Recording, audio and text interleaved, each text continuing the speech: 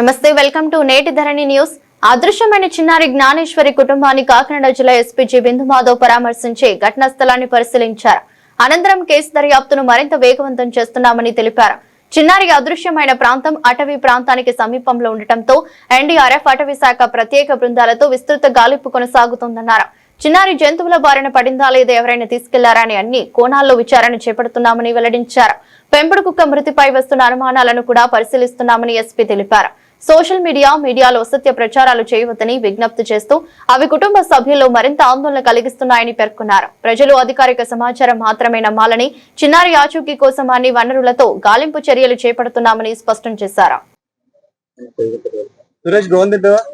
6th June రాత్రి ఒక 2 years పాప సిహెచ్ అగ్రహారం హ్యామ్లెట్ లో దొండవాక విలేజ్ రిలేటెడ్ జ్ఞానేశ్వరి అనే పాప మిస్ అయిందని పోలీస్ స్టేషన్ లో తెలిసి ఇక్కడికి వచ్చి వాళ్ళు కంప్లైంట్ తీసుకొని కేసు నమోదు చేయడం జరిగింది.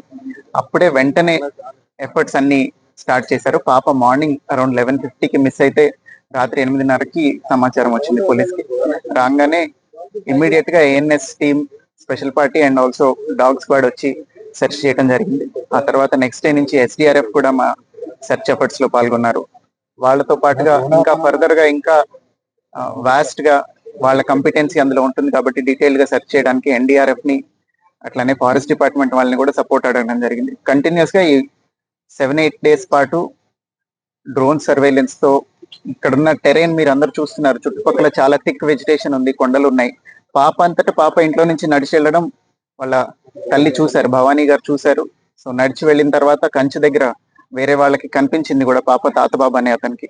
సో అక్కడ దాకా వచ్చింది కాబట్టి అక్కడి నుంచి బయటికి వెళ్ళి ఉంటుంది అనే ఉద్దేశంతో అన్ని యాంగిల్స్ లోనూ దర్యాప్తు చేయడం జరుగుతుంది. సిడిఆర్లు పెట్టాము, ఐపీడిఆర్లు తీసుకున్నాము, టవర్ డంపులు తీసుకున్నాము, సస్పిషియస్ నెంబర్స్ ఒకటొకటి ఎలిమినేట్ చేస్తున్నాము. అట్లనే ఈ సెర్చ్ ఆపరేషన్ కూడా కంటిన్యూస్ గా జరుగుతుంది. ఫర్దర్ గా కూడా ఇప్పుడే నేను SDRF, NDRF and forest officials తో మాట్లాడటం జరిగింది. అందరూ కూడా ఎఫర్ట్ కంటిన్యూ చేస్తామని చెప్తున్నారు. But as all of you can see, terrain చాలా ఒక 10-20 kilometers థిక్ వెజిటేషన్ ఉంది. ఫారెస్ట్ టెరైన్ ఎక్కువ ఉండటం వల్ల ఇది ఇంకా డిలే అవుతుంది. అదర్వైజ్ ఫౌల్ ప్లే యాంగిల్ కూడా మేము ఎలిమినేట్ చేయట్లేదు. ఎవరైనా అక్కడ పాసర్ బై ఎవరైనా తీసుకెళ్లిపోయి ఉంటే పాపను చూసి అనే యాంగిల్లో కూడా ఈ టెక్నికల్ అనాలిసిస్ అంతా జరుగుతుంది. I request media to not circulate misinformation. కొంతమంది మీడియా కొంత మిస్ఇన్ఫర్మేషన్ కూడా స్ప్రెడ్ చేస్తున్నారు. సో దయచేసి అది చెయ్యొద్దు అని కూడా అందరినీ we are appealing from police department. దీంతో పాటుగా ఎవరైనా పాప ఆచూకీ తెలిపిన వాళ్ళకి 1 lakh rupees రివార్డ్ కూడా అనౌన్స్ చేయడం జరిగింది. సో ఈ విషయాన్ని మీడియాలో వైడ్ గా సర్క్యులేట్ చేయండి అని it is an appeal from police department.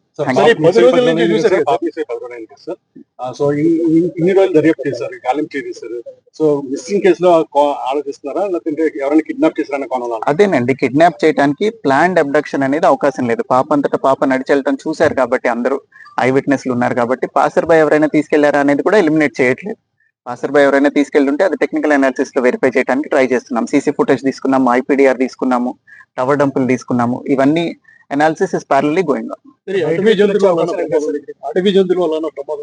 ఖచ్చితంగా అండి, అడవి జంతువుల వల్ల కూడా ప్రమాదం ఉండే అవకాశం ఉంది. చిన్న పాప కాబట్టి, షీ వెయిస్ వెరీ లిటిల్ కాబట్టి ఏదన్నా వైల్డ్ యానిమల్ లాక్కొని వెళ్ళే అవకాశం ఉంది. దానికోసమే ఫారెస్ట్ డిపార్ట్మెంట్ ని రిక్వెస్ట్ చేసి వాళ్ళని కూడా రోపిన్ చేయడం జరిగింది.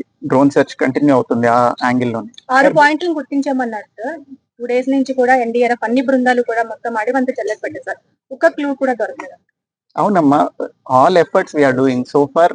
All efforts are leading to dead end only. ఇంతవరకు ఏ క్లూ దొరకలేదు. టెక్నికల్ అనాలిసిస్ లోనూ ఇప్పటిదాకా సస్పిషియస్ యాంగిల్ రాలేదు. అట్లనే ఈ యానిమల్ ఏదైనా తీసుకెళ్లి ఉండటం మీద కూడా ఇంకా క్లూ రాలేదు. That it self says that కొంచెం యానిమల్ అయి ఉంటేనే ఇట్లాంటి ఎరాటిక్ బిహేవియర్ ఉంటుంది. మనం ఖచ్చితంగా చెప్పలేని బిహేవియర్ ఉండేది, అక్కడ సడన్ గా ఏదో జరుగుంటే తప్ప.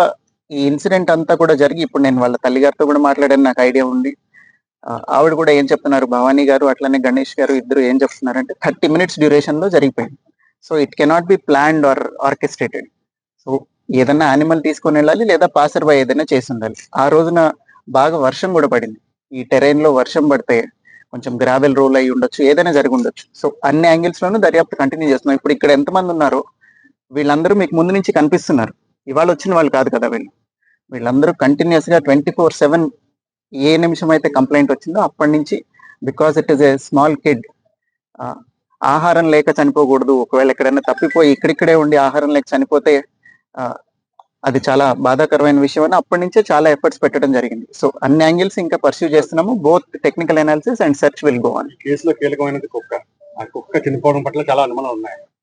ఇదే చెప్తున్నానండి, మిస్ఇన్ఫర్మేషన్ స్ప్రెడ్ చేయొద్దు అని. కుక్క కూడా 3 రోజుల పాటు తప్పిపోయి వెనక్కి వచ్చిన తర్వాత ఇట్ లుక్డ్ వెరీ డిహైడ్రేటెడ్. మీరు అందరూ చూశారు, చాలా వీక్ అయిపోయి డిహైడ్రేటెడ్ గా ఉండింది. ఈ ఎండకి మనుషులే 2 రోజులు 3 రోజులు ఫుడ్ లేకపోతే ఉండలేరు. కుక్క డిహైడ్రేట్ అవటం వల్ల అట్లనే ఫర్దర్ గా ఇంకేదైనా ఫౌల్ ప్లే కూడా మేము ఎలిమినేట్ చేయడం కోసమే కుక్కకు కూడా పోస్ట్ మార్టం చేశాము, RFSL కి పంపించడం జరిగింది. ఆ రిపోర్ట్ లో ఏదైనా వస్తే we will let you know. Thank you.